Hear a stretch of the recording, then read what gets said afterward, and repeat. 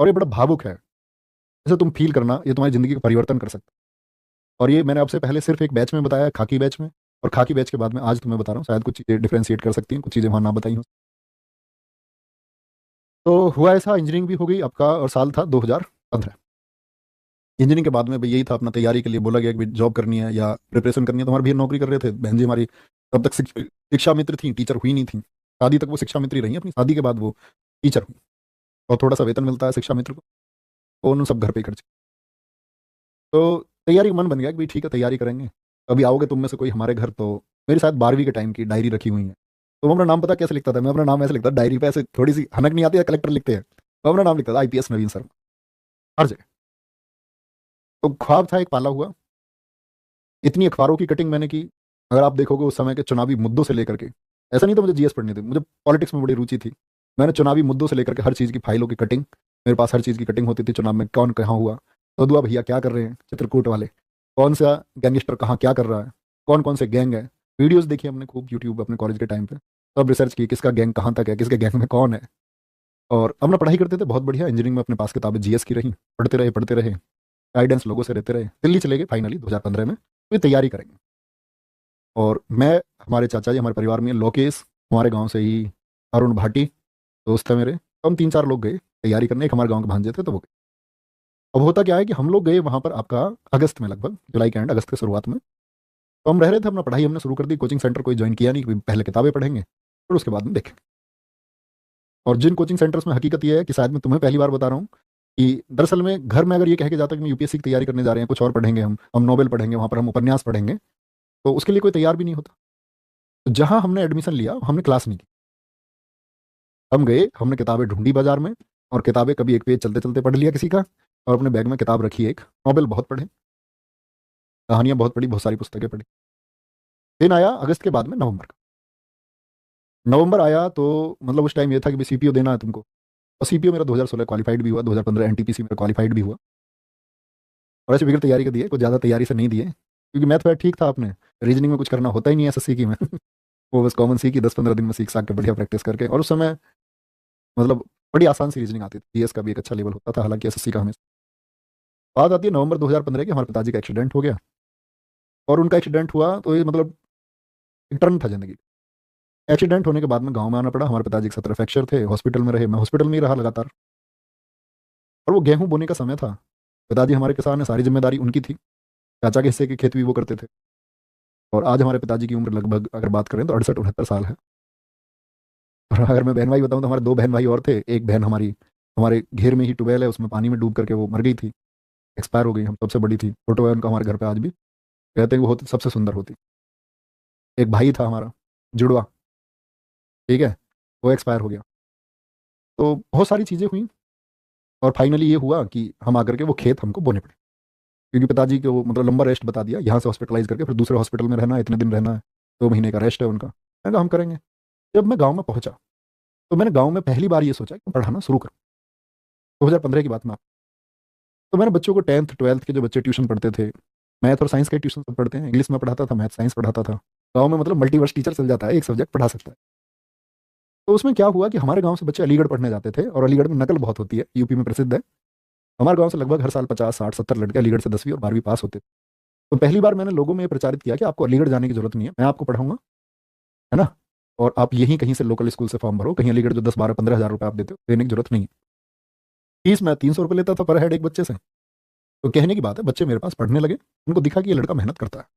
सबने भेजा गांव में, क्योंकि हमारी बहन जी पहले पढ़ाती थी, तो आप समझ सकते हो पृष्ठभूमि थी, पृष्ठभूमि थी कि ये लोग पढ़ाते हैं। अब उस पढ़ाने में क्या हुआ प्यारे बच्चे, कि कुछ ऐसी इमेज बन गई कि आप लोग जानते हैं कि अध्यापन एक सम्मान की चीज़ है, और आपका सम्मान बढ़ता है, नो डाउट।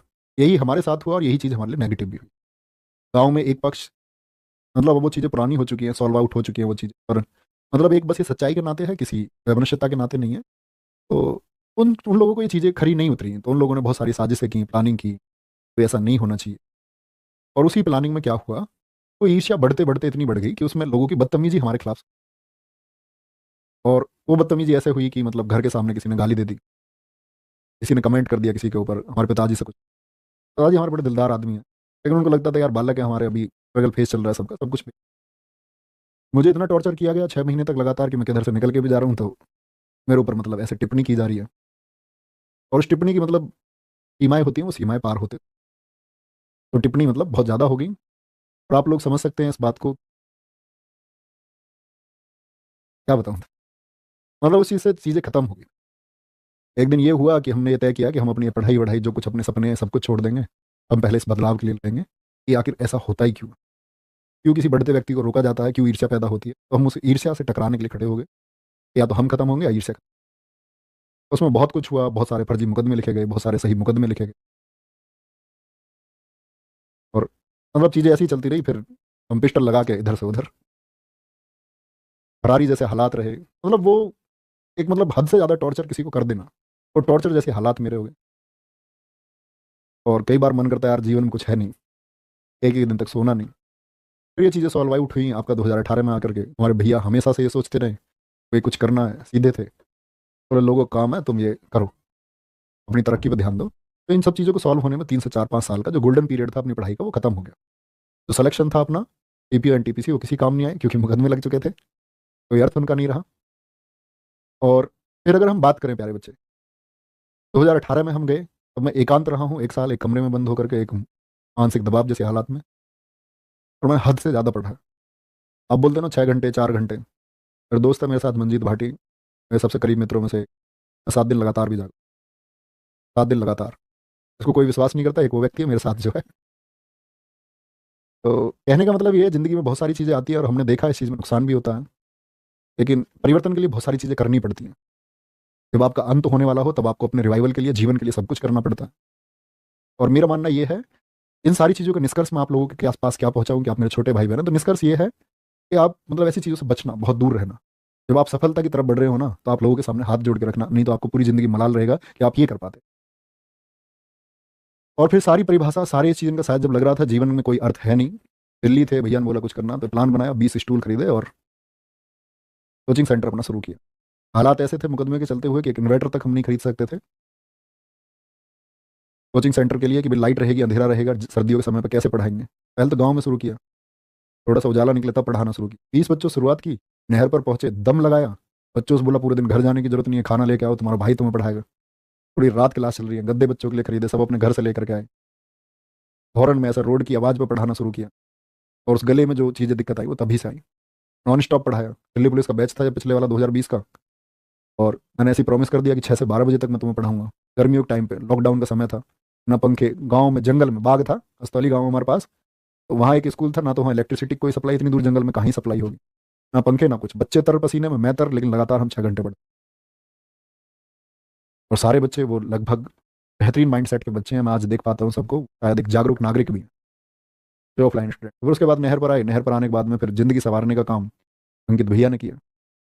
उन्होंने बोला कि हमारे यहाँ से एक हिस्ट्री के टीचर चले गए थे, बोले कि नवीन अगर ये कर पाए। तो उस समय ये था कि मैं 6 आपका पढ़ा रहा था, 6 घंटे, तो मेरे भैया ने हमारे ने कहा बड़े ने कि वहाँ से ऐसे पढ़ाना है। मैंने कहा नहीं, मैंने तो यहाँ प्रॉमिस किया हुआ है बच्चों से। बोले शाम को पढ़ाऊँगा। पढ़ाएँगे। पढ़ाते-पढ़ाते यही सब अभी तक चल रहा है, आपके सामने है जो कुछ भी है। मेहनत कर रहे हैं, साथ मिल के चल रहे हैं, और जीवन में बस एक यही ख्वाब है कि जो कुछ छूटा, उससे ज़्यादा बहुत कुछ मिला है। तो हम लोग ये मानते हैं कि अगर हम गुंजाइश रखते हैं हमेशा सुधार की, तो हम आगे पहुँचते हैं। जीवन में आप क्या सीखते हो वो महत्व रखता है हमेशा। आज शायद हम कहीं डिस्ट्रिक्ट मजिस्ट्रेट भी हो जाते तो शायद इतने लोग हमें नहीं जान पाते। कहीं हम शायद आईपीएस भी होते तो लोग हमें नहीं जान पाते। हम कहीं इंस्पेक्टर होते तो नहीं जान पाते, सब इंस्पेक्टर होते नहीं जान पाते। हम कहीं रेलवे में काम कर रहे होते, लोग इतने हमको नहीं जान पाते। और सबसे बड़ी बात है, सर्विस सेवा हम इतने लोगों को दे नहीं पाते।